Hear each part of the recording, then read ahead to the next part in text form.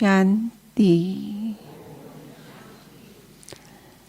जिनकी अंतःकरण के शुद्धि का वर्णन स्वयं भगवान निर्मल आश्रम कहकर करते हैं, ऐसी निर्मलता की देवी, पवित्रता की देवी हम सब के बीच में विराजमान है।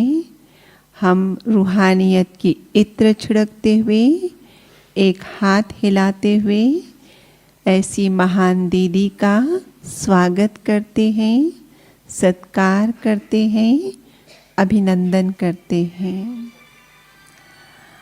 1962 में जब आपने अपनी मेडिकल स्टडीज़ लगभग पूरी ही की थी, आपके जीवन में परमात्मा ने प्रवेश किया और आदि से ही लेकर आप निश्चय बुद्धि बनकर बाबा के बने, सरेंडर किया अपना लाइफ। और बाबा की राय से, चूँकि मेडिकल स्टडी की हुई थी, तो क्लिनिक भी खोला और बाबा का ज्ञान लिया हुआ था तो सेवा केंद्र भी खोला। डबल सेवा आरंभ से शुरू कर दी। दीदी पहली वो कन्या है जिनको उनके पिता ने दहेज में सेवा केंद्र दिया।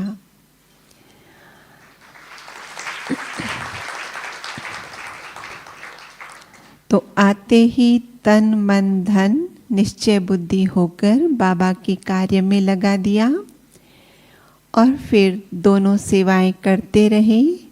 और कैसे बाबा ने आपको विदेश सेवा के लिए 1971 में चुना, तो फिर 1971 से लेकर 1978 तक विदेश की धरनी में अलग अलग देशों में, London, United kingdom, Africa, Australia, Mauritius आदि आदि विभिन्न स्थानों पर आप भ्रमण करते रहे और बाबा के सेवा केंद्र खोलने के निमित्त बने।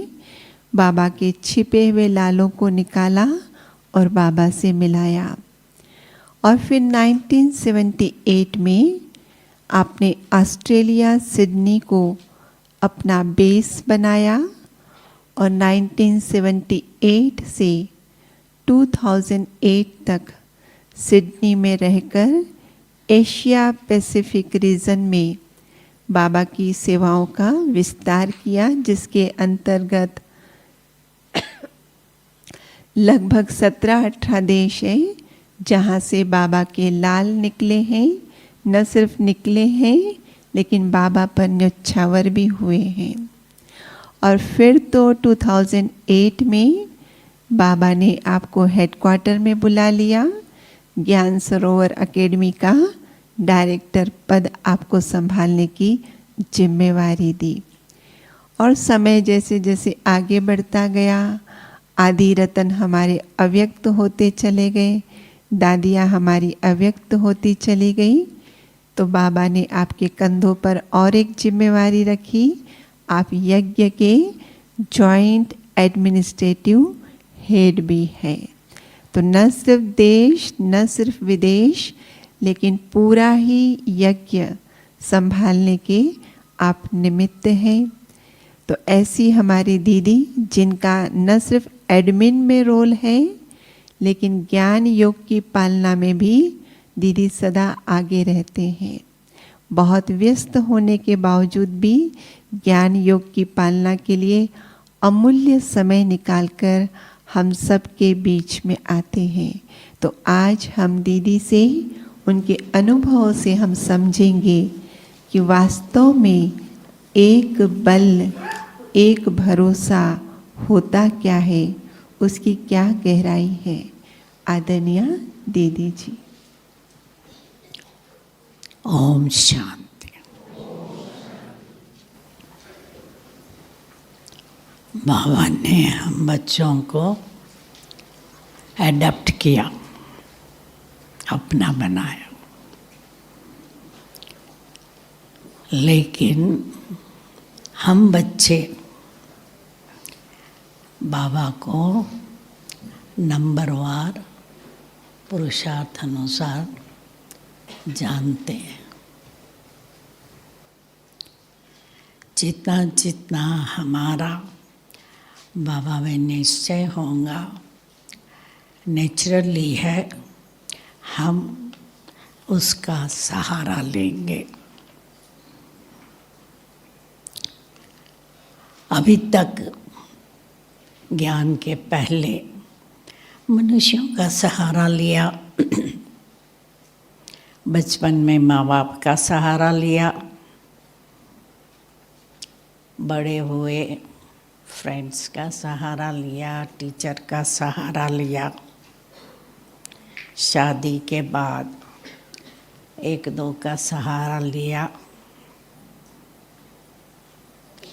और बुढ़ापे में बच्चों का सहारा लिया।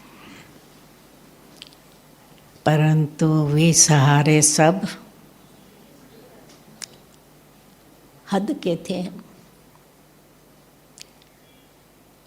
अपनी शक्ति अनुसार, समय अनुसार वो हमें मदद करते रहे। अब जब हम सर्वशक्तिवान को जान लिया, उनका हाथ पकड़ लिया, तो उसका सहारा लेने से हमारे में हमारी बहुत रक्षा होती है, सफलता भी मिलती है। आप में से जिन्होंने अपना बंधन तोड़ा है, कितनों ने अपना बंधन तोड़ा है, जरा हाथ उठाना। 25 के। जिन्होंने बंधन तोड़ा है उनको मालूम है कि बाबा ने कितनी मदद की।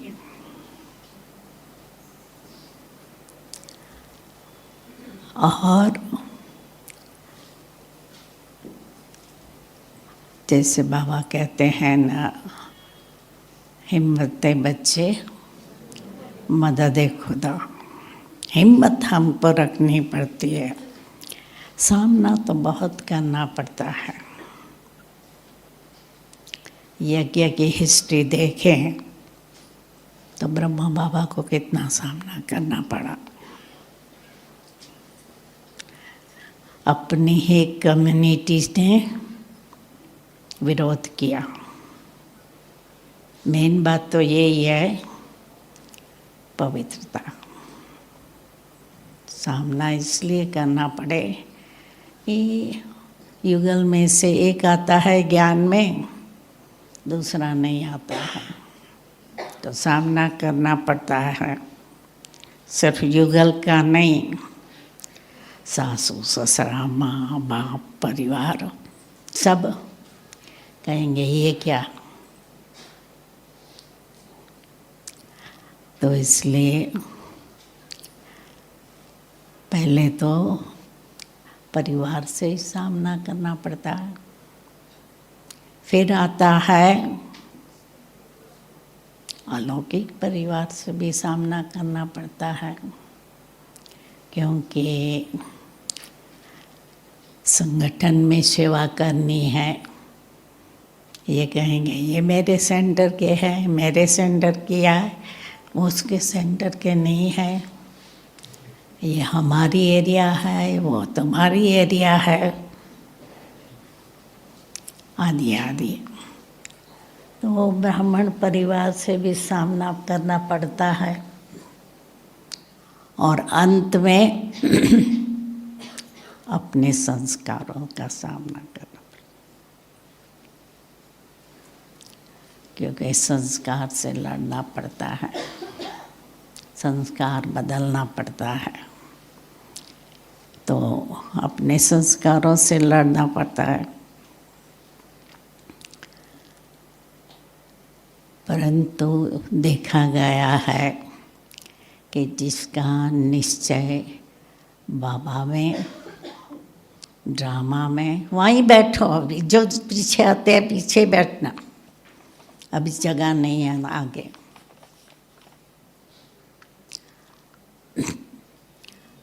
तो देखा गया है कि हो सकता है अंत तक लड़ते रहे। कोई तो है जिन्होंने अपने संस्कारों को भी एकदम परिवर्तन कर लिया है, जिस कारण अपने संस्कारों से सामना नहीं करना पड़ता। तो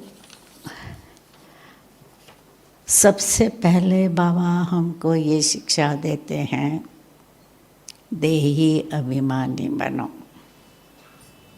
जब देह अभिमान है तो गड़बड़ होती है,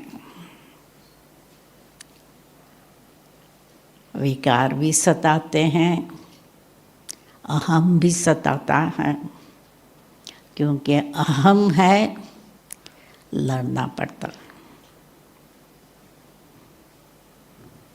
अहम अहम से टकराता है।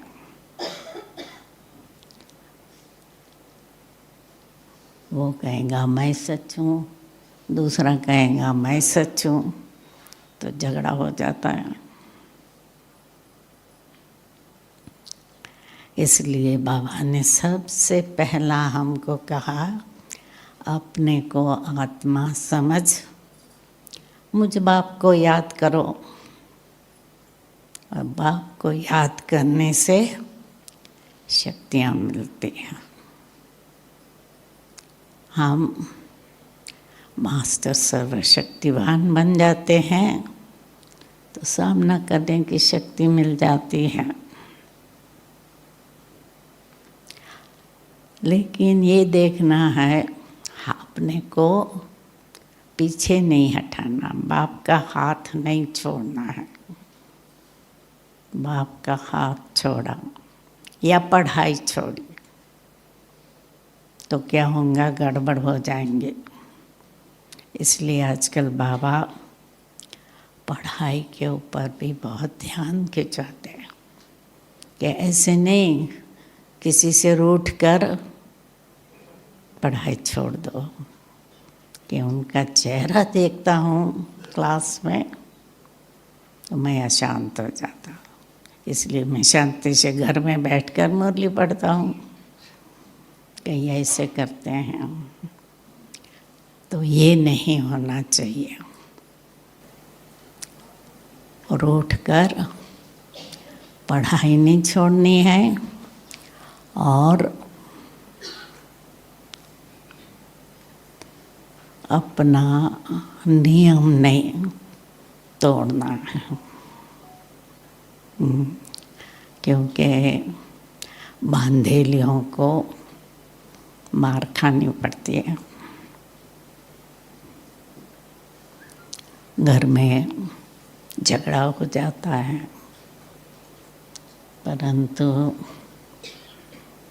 जिनको बाबा में निश्चय है वो सामना करते हैं, सहन करते हैं। बम्बई में हमारे पास एक माता थी,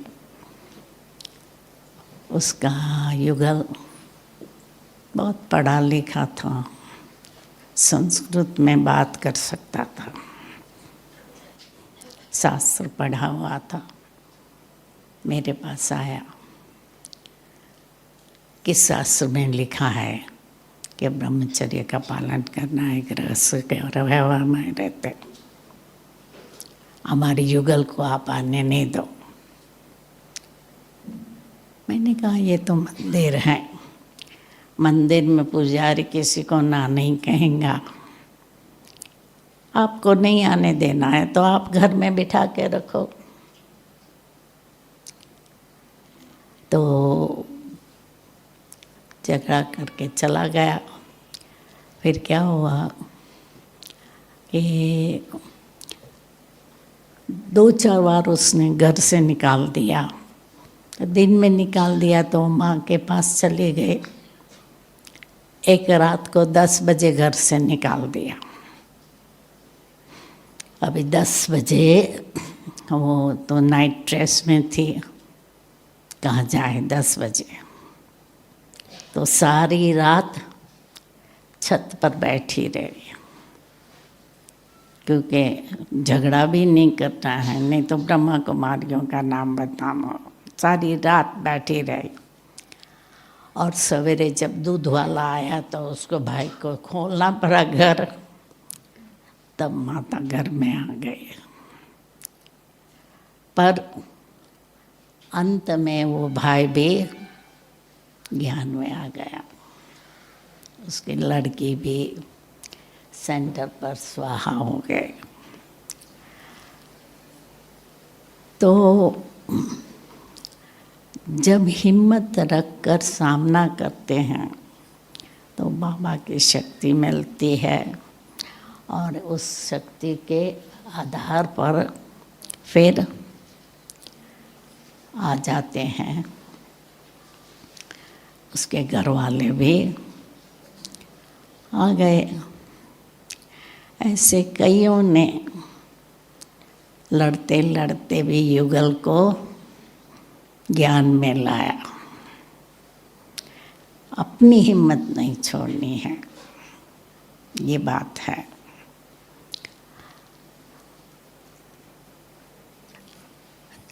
तो बाबा के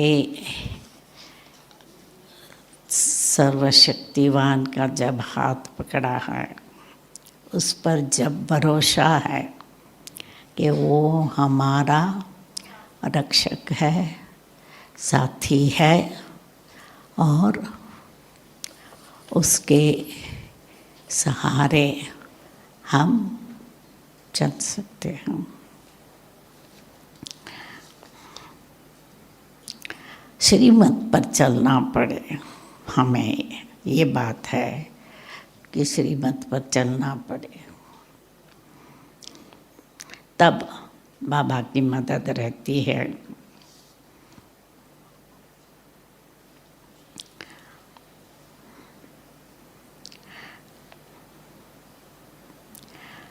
तो हमें क्या करना पड़े कि जिम्मेवारी का बोझ बाबा को दे दो।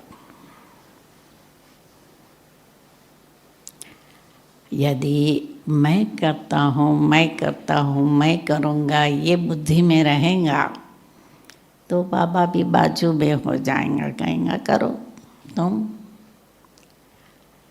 तो इसी रीत से हमें ये देखना है कि बाबा को याद करके बाबा को कहना है, आप मुझे करो, ये मदद करो।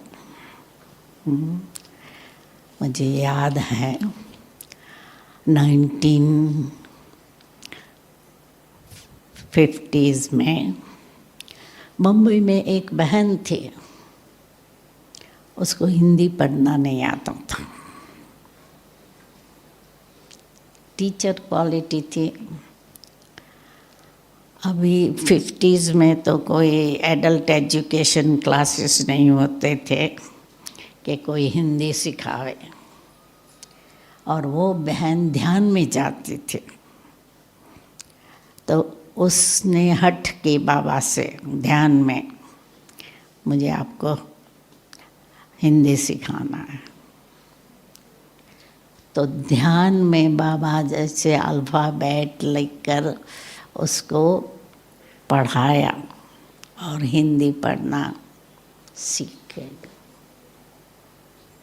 जब ये है करना है तो सब कुछ हो सकता है। ऐसे ये हमारे सेंटर पर एक माता आती थी, गुजराती थी, गुजराती भी पढ़ना नहीं आता था, पर उसको मुरली का बहुत शौक था। तो मुरली पढ़ना सीख गए, हिंदी पढ़ना सीख गए। रोज अपने को जो शब्द नहीं आते थे क्लास में किसी से किसी के पूछ कर सीख गए। तो बाबा का कार्य है, हम निमित्त हैं। करावनहार वो है, हम करनहार है। ये बुद्धि में रखना है तो हम बेफिक्र होके आगे बढ़ सकते हैं। और बाबा भी गारंटी करते हैं कि आप श्रीमत पर चलेंगे, पवित्र रहेंगे तो हम आपको विश्व का बादशाह बनाएंगे, गारंटी करते। और वो गारंटी सिर्फ सत्युग त्रेता के लिए नहीं है, संगम से शुरू होती है। यहाँ भी कितना सुखी, शांति, हर्षित चेहरा होता है। पवित्रता के कारण चेहरा चमकता है। तो क्या है कि सफ़ेद कपड़े तो पहनते ही है सब। तो यहाँ पांडव भवन में 1980s में इंटरनेशनल कॉन्फ्रेंस में अमेरिका का इंडियन सन्यासी स्वामी सच्चिदानंद आए थे, इंटीग्रल योगा का। उसने कहा ये सब हंस है। सन्यासी तो एक सन्यासी पवित्र रहेगा, उसके फॉलोअर कोई पवित्र नहीं रहते, परंतु यहाँ हर एक का चेहरा चमकता है, हंस है। तो क्या है कि बाबा ने इतनी शक्ति दी है, जो गृहस्थ व्यवहार में रहते सब पवित्र रह सकते हैं।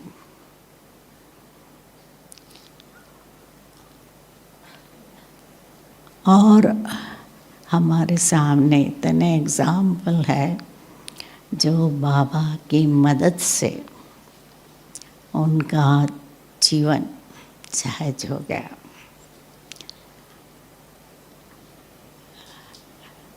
श्रीलंका में वहाँ मुरली जल्दी शुरू होती थी, अभी भी शुरू जल्दी होती है। 5:30 योग, 6 बजे मुरली, 7 बजे तक सब फ्री हो जाते हैं। तो जो सेंटर है, मेन रास्ते से जहाँ बस रुकती है उससे 7-8 मिनट पैदल चलना है। और बहनें हैं तो आती है ना सवेरे सवेरे मुरली में पैदल करके, बस में आदि। क्योंकि जैसे भारत में है सबके पास थोड़ी अपना ट्रांसपोर्ट होता है, पब्लिक ट्रांसपोर्ट से ही चलना होता है। तो वो आती थी रास्ते में, तो उसने देखा कि कोई आदमी है, गंदी दृष्टि वाला लगता है। तो मन में ही बोलते आई, बाबा तू मेरा साथी है, बाबा तू मेरा साथी है। और चली गई, पहुंच गई सेंटर पर। उसके बाद कोई माता आई, उसको इस भाई ने छेड़ा। तो फिर रेडियो में अनाउंस हुआ दिन में कि ये स्ट्रीट में इतने बजे आप में से किसी ने ऐसे कोई आदमी को देखा हो तो पुलिस स्टेशन पर आकर उसको पहचान करो। तो वो गई पुलिस स्टेशन पर और पहचाना वही था सवेरे वाला आदमी। तो उसको पूछा कि मैं तो 5 मिनट पहले उससे निकली थी, आपने मुझे तो कुछ नहीं किया, उसको छेड़ा। तो कहता तुम्हारे साथ तो कोई मजबूत आदमी था, मैं कैसे छेड़ सकता था। तो जैसे क्या होता है कि जैसी हमारी मन की भावना होती है ना, जैसी स्मृति होती है, वैसा औरों को साक्षात्कार होता। तो उसने ये समझाने कि बाबा मेरा साथी है, तो उसको साक्षात्कार हुआ कि इस बहन के साथ कोई साथी है। और जैसे सुनामी का तूफान आया 2000 में या 2004 में जब ये आया, तो उस सुनामी का तूफान 6 घंटे में कई देशों में वो फैल गया था। भारत में भी, साउथ इंडिया में, मद्रास के तरफ तूफान था, और श्रीलंका में तो हमारे सब सेंटर्स समुद्र किनारे। जो मेन सेंटर है कोलंबो में, तो यहाँ से हम बाहर देखे समुंदर, इतना नज़दीक समुंदर है, 30 फीट के करीब होगा। तो उस सुनामी में मैं समझती हूँ करीब 2 लाख लोग मर गए, एक भी ब्राह्मण नहीं मरा।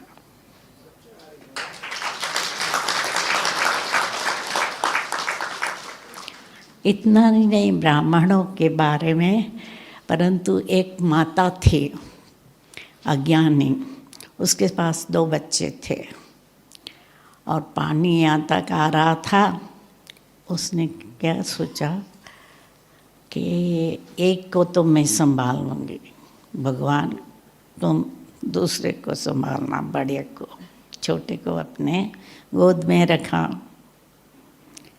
और जब पानी बह गया तो वो बड़ा बच्चा भी माँ के पास आ गया, मम्मी मम्मी मैं यहाँ हूँ। मतलब भगवान पर भरोसे रखने से लौकिक को भी फायदा होता। और उसी समय हमारी कैंडी की एक माता की लड़की का थोड़े दिन पहले शादी हुई थी। तो कैंडी है हिल स्टेशन और ट्रिंको है, वो है वहाँ बीच है और काफ़ी होटल वगैरह है। तो ये लोग सब परिवार के 15-20 जने ट्रिंको गए थे और सवेरे 8 बजे के करीब आया तूफान सुनामी का। वो लोग तो वहाँ ही थे, बीच पर सब घूमते थे। 4 माताएं बूढ़ी और ये ब्राह्मण माता एक स्थान पर खड़े थे होटल के बाहर। जब ये तूफान चला गया, 4 में से 3 माता मर गई, ये हमारी ब्राह्मण माता ही बची। तो जैसे बाबा कहता है ना, मैं बिल्ली के पुंगरों को बचा लेता हूँ, ऐसे कई एग्जाम्पल हैं। तो क्या है कि हमें बाबा पर भरोसा होना चाहिए और कोई भी कार्य है हिम्मत का करते रहना है, हिम्मत रखनी है और बाबा को साथी बनाना है, तो बाबा पार कर लेगा। क्योंकि बाबा को कहा ही गया है रक्षणहार, रक्षा करने वाला। तो उनको साथी बनाना है तो कहाँ से कहाँ पहुँचा देता है। और बाबा प्रॉमिस भी देते हैं कि ब्राह्मण बच्चे भूखे नहीं मरेंगे, कम से कम दाल और चपाती मिल जाएंगी। तो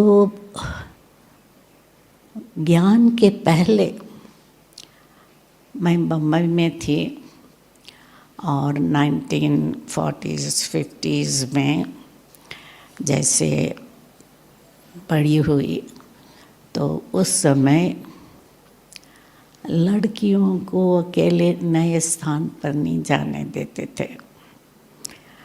तो हम कहाँ भी जाते थे, हमारे साथ या तो माँ होती थी या तो भाई होता था या तो चाचा या चाचे का लड़का होता था।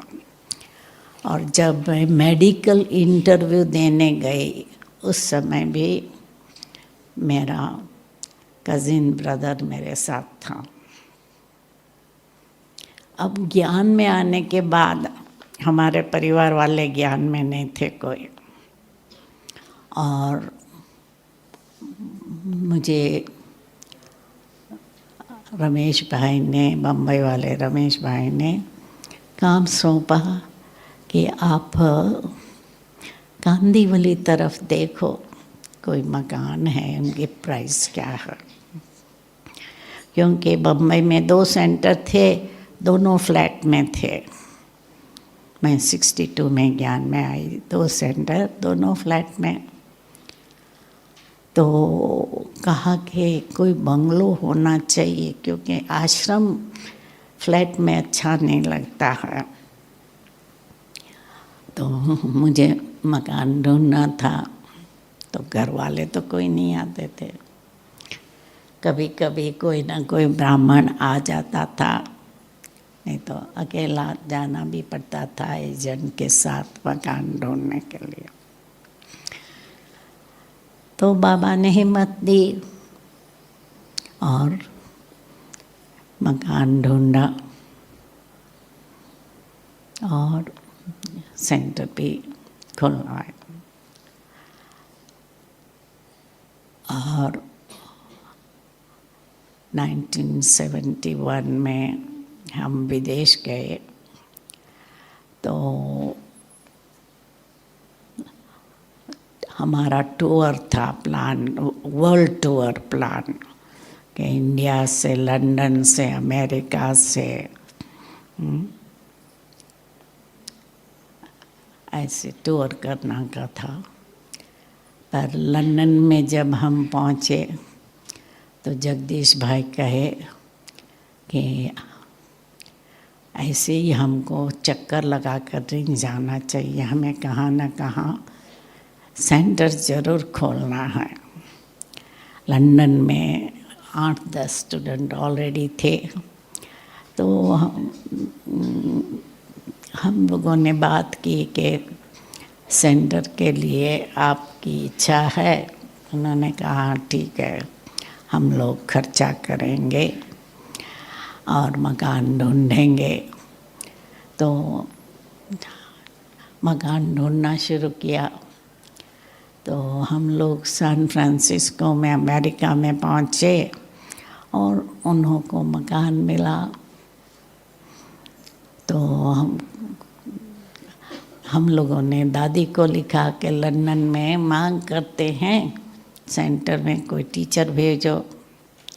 प्रकाश मणि दादी का है कि मेरे पास कहाँ है, आप 5 जने जो ज्ञान में हैं, अंग्रेजी जानते हैं, आप लोग टूर पर हो, आप में से एक जाए लंदन सेवा करने के लिए। तो जगदीश भाई कहे मुझे तो मैगज़ीन का काम है, वापस चलना है। रमेश भाई कहे मेरा तो बिजनेस है, मुझे वापस चलना है। रोज़ी बहन कहे मेरी तो माँ बीमार है, मुझे तो वापस जाना है। और शील दादी कहे मेरी माँ भी, मैं नहीं जाऊंगी तो अकेली हो जाएंगी। और उनकी माँ क्वीन मदर को क्या है, नर्वस हो जाती थी तो ऐसे ऐसे करती रहती थी। तो बाकी रही मैं, और मेरा भी तो डिस्पेंसरी में किसी को छोड़ के आई थी, कहा कि हम 3 मास में आ जाएंगे, तो कोई डॉक्टर संभालती थी, पर मैंने कहा ठीक है मैं जाऊंगी। तो अकेला रहना था फ्लैट में, और दरवाज़ा एक, सीढ़ी एक, ऊपर 2 भाई रहते थे वेस्ट इंडियन, और मैं नीचे अकेली, बाथरूम टॉयलेट ऊपर। तो मैं रही 6 मास अकेली। हाँ हाँ, मतलब बाबा ने हिम्मत दी सब कुछ अकेले करना। इंडिया में तो जब गई मैं 71 में, तो हमारे पास तो स्टूडेंट थे, कुछ खरीदारी भी नहीं करने जाना पड़ता था, सब्जियां भी माताएं ले आती थी, सब कुछ हो जाता था।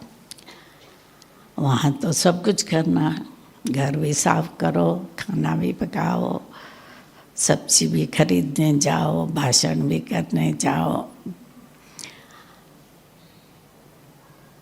और क्या है कि उनके प्रोनाउंसिएशन, भले हम इंग्लिश में पढ़ी थी मेडिसिन, पर उनके प्रोनाउंसिएशन समझ में नहीं आते थे। तो कोई फ़ोन करे तो मुश्किल हो जाता था जवाब देना, या प्रवचन के अंत में क्वेश्चन होता था तो उनके क्वेश्चन ही समझ में ना आए।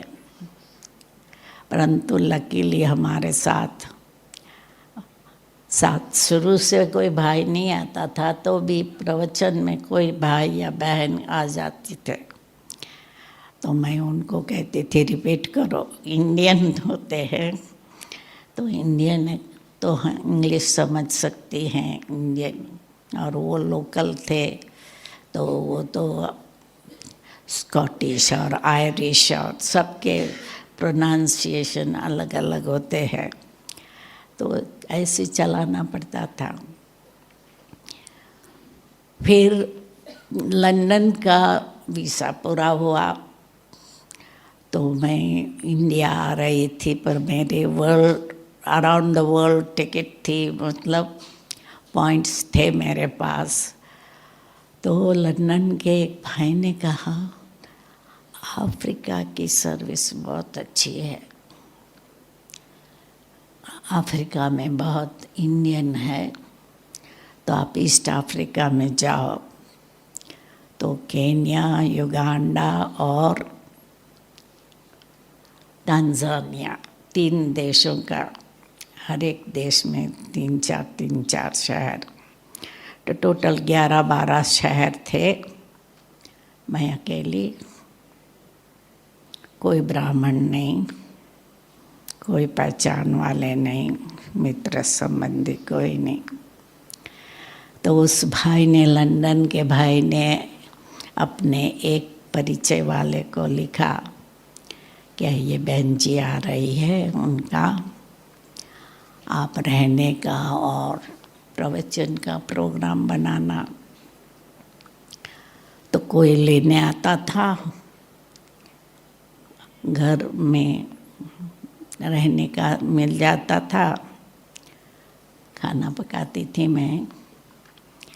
और घर वाले कहे अभी आप दाल चावल बनाते हो, कुकर चढ़ा दो, हमारे लिए भी दाल चावल बन जाए, आटा गूंद दो, आप अपनी रोटी बना लो, हम भी बना लेंगे बाकी का। दुख तो होता था उनको कि महाराज दूसरे सन्यासी वगैरह आते हैं तो हम तो रोज़ कुछ न कुछ मिठाई वगैरह बनाते हैं, और ये बहन जी तो सिर्फ सिंपल दाल चावल रोटी सब्जी बनाती है, परंतु करते रहे। और वो लोग फिर हमको मीडिया में ले चलते थे, मंदिरों में ले चलते थे, और बस स्टॉप पर छोड़ दिया। फिर दूसरे सामने से बस पर कोई आ जाते थे लेने के लिए। तो इसी रीत से हमने ईस्ट अफ्रीका का टूर किया, कई घरों में रहे, हर एक स्थान पर अलग अलग घर, और टूर किया। फिर ऑस्ट्रेलिया से जब जा रही थी, क्या था कि ऑस्ट्रेलिया में राम काका का करके अफ्रीका था वाला था, उसने सेंटर खोला। तो उसने पहले तो समझो मॉरिशस में खोला, अफ्रीका में, केन्या में खोला, ऐसे उसने खोले और सबका खर्चा करता रहा। तो जब ऑस्ट्रेलिया में वो हमारा खर्च करता था, उसकी बेटी भी ऑस्ट्रेलिया में थी। वो बेटी कहे कि हम नौकरी करके अपना घर चलाते हैं और इन्हों को मुफ्त में आपने सब रख दिया। तो वैसे तो वो इलीगल था कि वो अपने देश से, अफ्रीका से यहाँ पैसा नहीं भेज सकता था ऑस्ट्रेलिया में। तो 4-5 महीना तो ठीक रहा। फिर सारे परिवार ने, उसके लड़कों ने, लड़की ने विरोध किया बाप का कि आप यदि ऑस्ट्रेलिया में खर्च देंगे, हम गवर्नमेंट को कंप्लेन करेंगे, अफ्रीकन गवर्नमेंट को। तो वो बेचारा कहे कि अभी तो मैं नहीं दे सकता हूँ। तो ऑस्ट्रेलिया का पूरा हुआ। तो डाया काका, जो उसका भाई था राम काका का, उसने मुझे कहा कि आप ऑस्ट्रेलिया तक आए हैं, न्यूजीलैंड में भी बहुत इंडियन है, फिजी में भी बहुत इंडियन है, क्यों नहीं आप वहाँ चक्कर लगाओ। तो हमने कहा ठीक है। तो हमने सब संस्थाओं को पत्र लिखा न्यूजीलैंड में कि मैं आ रही हूँ, फलानी फ्लाइट से आएंगी, आप हमारा प्रवचन, रहने का वगैरह प्रबंध करना। तो इंडियन एसोसिएशन हर शहर में लिखा, किसी ने जवाब नहीं दिया। एक डिवाइन लाइफ सोसाइटी जो यहाँ भी है ना, परंतु उसका संचालन वहाँ न्यूजीलैंड में गोरा भाई करता था, मौसम वेट करके। तो उसने कहा ठीक है, आप आ जाना, एयरपोर्ट से, टर्मिनल से सिटी टर्मिनल तक बस में आना, फिर सिटी टर्मिनल पर हमारा भाई आपको लेने आएगा। मैं सिटी टर्मिनल पर 1 बजे पहुंची, कोई नहीं, टर्मिनल भी बंद हो जाता है उस रात में, तो ऑफिस आवर में टर्मिनल खुला होता है। सब अपना अपना सामान लेके अपने अपने फ्रेंड्स के साथ या टैक्सी करके चले गए। मैं अकेली रह गई। मैंने कहा अभी अंधेरे में अकेले में कहाँ तक बैठी रहूँगी, इसलिए फिर मैंने टैक्सी की और मेरे पास जो एड्रेस था वो उसके ऑफिस का था। तो टैक्सी ड्राइवर वहाँ लेके गया, बड़ा गेट एकदम बंद सब, पर टैक्सी ड्राइवर अच्छा रहा। उसने कहा चलो हम आपको टेलीफोन बूथ पर ले जावें उसने कॉइन डाल कर उसने ये फ़ोन किया। तो वो कहे कि भाई हमारा भाई तो आ रहा था पर उसकी कार रास्ते में बिगड़ गई, इसलिए पहुंचा नहीं है, ये हमारा एड्रेस है, आप आ जाओ। तो टैक्सी ड्राइवर ने पहुंचाया वहाँ।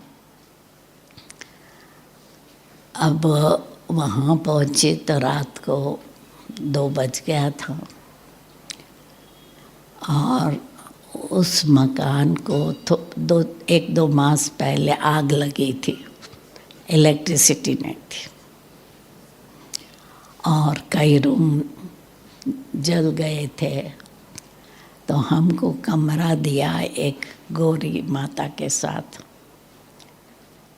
अब उन को तो आदत नहीं किसी के साथ रहने की, हम लोगों को तो नहीं, बचपन में तो एक कमरे में 4-5 बहनें या सब सो जाते थे, इसलिए हमको तो आदत थी।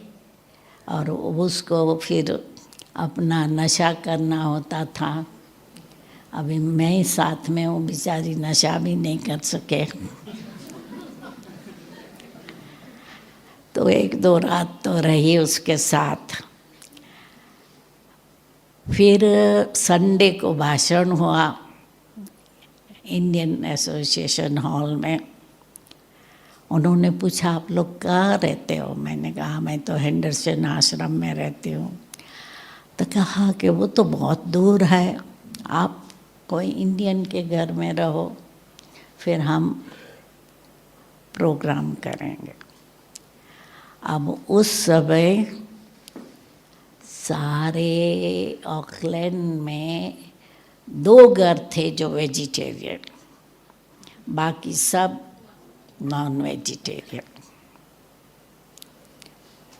तो पहली रात तो हम प्रेसिडेंट के घर रही, क्योंकि उन्होंने ये समझा था कि ये तो काम ही रह जाएंगे, उनके पास साधु सन्यासी तो आते रहते हैं। तो प्रेसिडेंट के घर में रखी। मैंने कहा मैं तो यहाँ नहीं रह सकती हूँ क्योंकि आपके फ्रिज में नॉन वेज सब है। तो फिर वेजिटेरियन घर में प्रबंध किया। ऐसे ही वेलिंगटन में गए तो वहाँ भी ऐसे, और अलग अलग शहरों में गई मैं, ऑकलैंड से हैमिल्टन, नेपियर, प्लीमथ, सब स्थानों पर गई। पर जो स्थानों पर गई उन्हों को मालूम था कि ये माता वेजिटेरियन है, तो घर साफ कर देते थे। मेरे जाने के पहले मीट वगैरह सब निकाल देते थे फ्रिज से। और इसी से टूर की। तो समझो बाबा की कितनी मदद रहती है कि हर स्थान पर कोई लेने आता था, कोई छोड़ने आता था, और सब स्थान पर टूर किया। फिजी में भी गए, वहाँ पर भी ऐसे हुआ। और फिजी में तो ऐसे था कि पॉपुलेशन थोड़ी थी उस समय, सारे फिजी के 9 लाख पॉपुलेशन, और हर 10 माइल पर दूसरा शहर आ जाता, और एक शहर में 10-10 सत्संग होते हैं। कोई बाल योगी को मानता है, कोई संतोषी माँ को मानता है, कोई राम का भगत है, कोई कृष्ण का भगत है, कोई ऐसे। मतलब हर शहर में फिर भी प्रवचन करते करते करते हमने टूर पूरा किया। और फिर वेलिंगटन में गीता पाठशाला शुरू हो गई, और फिर गीता पाठशाला वालों ने निमंत्रण दिया, फिर भावना बहन को वहाँ भेजा और अभी भावना बहन न्यूजीलैंड फिजी संभाल रही है। पर देखा गया है कि हमारा जब बाबा में निश्चय है और हम जब ये निश्चय करते हैं कि मुझे बाबा की श्रीमत पर चलना है, तो कोई न कोई रीत से मदद मिल जाती है और बाबा का संदेश हम पहुंचा सकते हैं। बाकी अभी यही काम बाकी रहा है कि हम मनसा सेवा द्वारा अपने चेहरे और चलन से बाबा को प्रत्यक्ष करें। बाबा ने तो हम बच्चों के सामने अपने को प्रत्यक्ष किया, अभी हमें बाबा को प्रत्यक्ष करना है और वो तब होगा जब हमारी स्थिति ऐसी ऊंची होंगी जो कोई भी परिस्थिति में हम डामाडोल ना है, अचल अडोल रहे, क्योंकि परिस्थितियाँ बहुत खराब आनी हैं। बाबा ने कहा है, बाबा ने तो पहले से वार्न कर दिया हमको, पांचों खंड में पांचों तत्व तूफान मचाएंगे, सिविल वॉर होंगी, एटॉमिक वॉर होंगी। उस समय हाय हाय नहीं करें हम, शॉक ना आ जाए, क्योंकि कई लोगों को तो क्या है, ब्लड देखकर ही बेशुद्ध हो जाते हैं। हम ऑपरेशन थिएटर में जाते थे ना, तो कई लोग देखने लिए आते थे, कांच से ऊपर से देखते थे, जिसे खून देखते थे बेहोश हो जाते थे।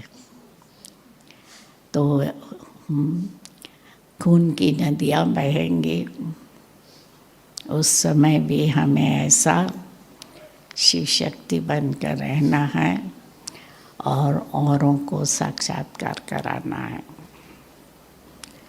तो बाबा हमें इतना बल दे देगा, जितना बाबा की याद में रहेंगे उतना बल मिलेगा, इतनी अपनी ऊंची स्थिति बनेगी और हम परिस्थितियों का सामना कर सकेंगे। ओम शांति। 2 मिनट बाबा की याद में बैठेंगे। तो बहुत सुंदर दीदी के प्रैक्टिकल जीवन के अनुभव से हम सब ने सीखा एक बल एक भरोसा क्या होता है, उसके लिए धारणा क्या होती है, बाबा की श्रीमत को पूरा फॉलो करना। तो सुंदर मार्गदर्शन के लिए